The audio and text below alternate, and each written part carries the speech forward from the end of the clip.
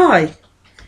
Tonight we're looking at is it wrong to severely become obsessed and adore to death? That's the wrong words. What do we call it?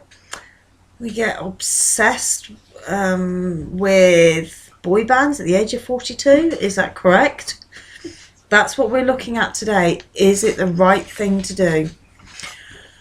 Well, when you're 42, let's look at it. A boy band. Let's take One Direction. They are kind of kids. Boy bands are kids. But then you look at the things like Boyzone. They take that. They're the has-beens. Their day was when they were in their prime. So yeah, you've got a has-been fancying and obsessing about has-beens.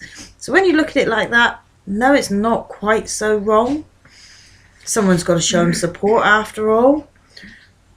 But to the point where you're verging on a stalker, is that okay? Is that not? I don't know. Is it okay to know their middle names?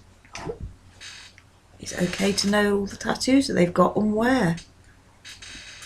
Is it okay to have met them over 50 times? Is it okay to buy a concert ticket to each and every one of their concerts on each and every night that they play? Does that go above liking and supporting to the stalker and obsessed? I don't know. It's a tricky one, isn't it? But when you're 42, you could say that you tend to forget what you were doing yesterday. You're at that age. Yeah, that could be an excuse, but no, you're not at that age yet. So it's not really an excuse. But I tell you what, when you're in love with one of them and you take your husband to meet him, I think that's a bit strange. I really, really do. So yeah, these fans... Well, I know one that even on their wedding day said to her husband, this is a three-way marriage. There's you, there's me, and there's Ronan Keating. My good God, that was 20 years ago. They're still going. All three of them.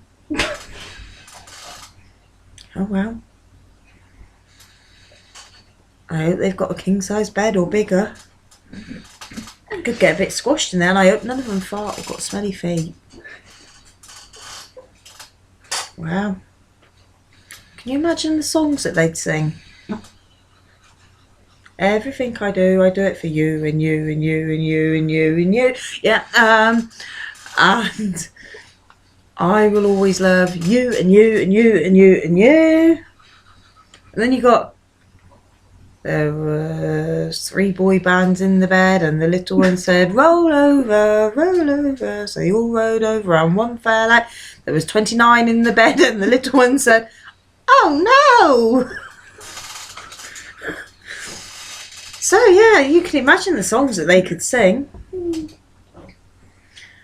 You think, knock 3 times on the ceiling if you want me. You'd have to have a code on who was knocking, wouldn't they? Oh my God. Wow. So, boy bands. How many boy bands is it right to fancy? And is it right to know all the names at every place that they go? When they're going to be on telly, like they're going to be on the One show tomorrow night?